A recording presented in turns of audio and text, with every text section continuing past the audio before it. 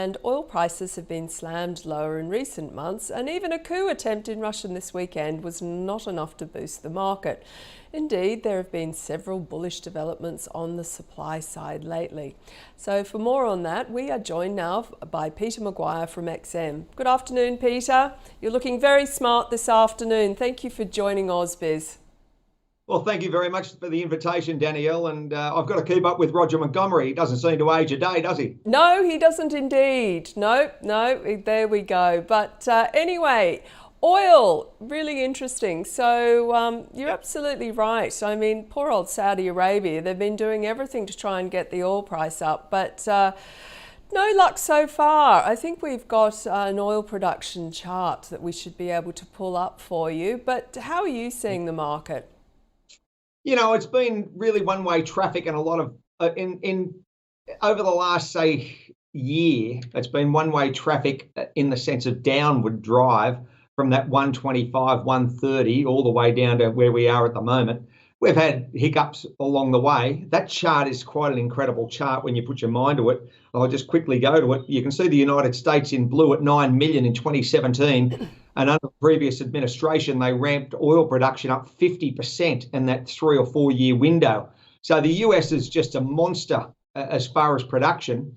And you've seen what Saudis have done, and of course Russia. So they're the three largest producers in the world. When you take they amalgamate the three of them together, they really are, you know, elephants in the room.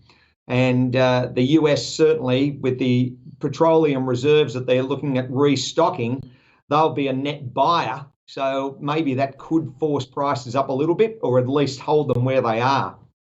Yeah, absolutely. And I think we hopefully have a chart of that as well in terms of the petroleum reserves. When do you think they're going to, there we go. So yeah, you can see that's fallen off a cliff, hasn't it? And they're going to have to really fill it up. Well, exactly. The Biden administration, he's certainly, he's sold plenty of it. And it's really been, decimated when you're seeing what's happened over the last year and a bit. It's just fallen off a cliff. So that really has to be restocked, and there'll be a net buyer, and that could actually force prices up. I'm not saying, but if you had a perfect storm, literally hurricanes, geopolitical tensions, possible coups in Russia, and add a few more ingredients into the picture, then you could see crude spike. But, you know, it's hard to forecast it. All we know at the moment, it seems to be downdrafting. But I'm not going to say that you're not going to see higher prices, Danielle, because it's incredibly hard to speculate on. Oh, totally. Very, very hard indeed. Let's have a look. We've got the Chinese CPI versus the PPI. And, you know, here is one of the largest economies in the world that is not suffering from inflation. Arguably, no. They've got the other problem. Yes, they have. Well, you know, and we're all understanding that as trying to, I'm not suggesting grinds to a halt, but they're using bullets, not bazookas this time round, as far as trying to get momentum and in the sense of stimulus. So, you know, with a weakening Chinese economy and, you know, global growth, if that starts to splutter in the second half or maybe fourth quarter, then I think that's going to be interesting what energy producers do, and whether we're going to see further cuts from the likes of the Saudis and other members of OPEC plus. And China's situation, maybe in the next, you know, over this summer period in the Northern Hemisphere, that is, pardon me, you might see deeper stimulus, which in turn could turn those numbers around. But yeah, it's all interesting at the moment as far as factory orders and, you know, consumption in China. Yeah, absolutely. And they're kind of being hit by a storm, aren't they? Because world economic growth seems to be slowing down. Let's have a look at Iranian oil production. What are those guys up to?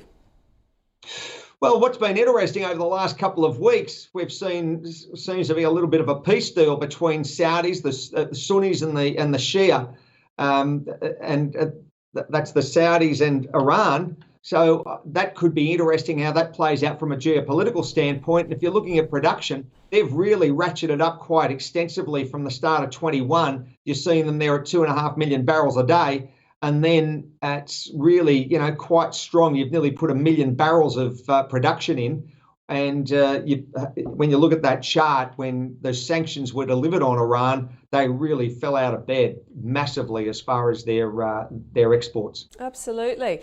Let's change to Japan because it's actually been one of the best performing stock markets. If you had the right currency, that's for sure. Maybe not so much if you were buying in US dollars. But look, what is happening there in terms of retail sales and consumer confidence? I do know inflation has actually started to tick up there. I think we're up to a whole 3%, aren't we?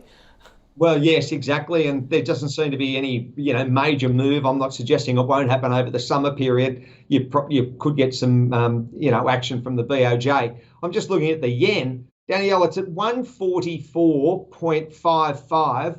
I think you'll probably see intervention between that 145 handle and 150. And consumption, I mean, plenty of tourism there at the moment.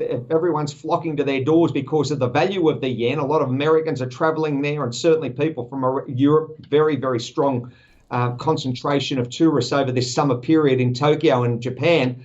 So that's going to be a strong point for them. And the other side of it is internal consumption is a little bit soft, but I'm not suggesting that it's not going to be a strong summer for them. I think it'll be a relatively good summer in the sense of economically. Let's see where they are in the fourth quarter, but that Nikkei has been extraordinary. It's just been the greatest trade of all time. Yeah, probably a bit of a beneficiary of money actually coming out of China. It seems to be like, well, if we have to have a nice sort of, Asian market, to play, they've been looking at it there. Now, ExxonMobil, what are they up to? Well, Exxon, I mean, when you're looking at the chart there and you're taking your mind, it's probably we're going to see a little bit of a move to the upside. The energy sector, it's been relatively sold off and it's been fairly choppy and range bound. It's a little bit, if you're looking at the price of crude, you could nearly lay that over that particular chart and see how that it's been, very much a channel trade. You get $5-6 moves up, and then all of a sudden it gives off that hot air, and then down it goes. So maybe we're going to see a return to a little bit stronger prices over the summer period for ExxonMobil, but it's these oil companies and the producers. They're a hot commodity and a hot company to trade sometimes.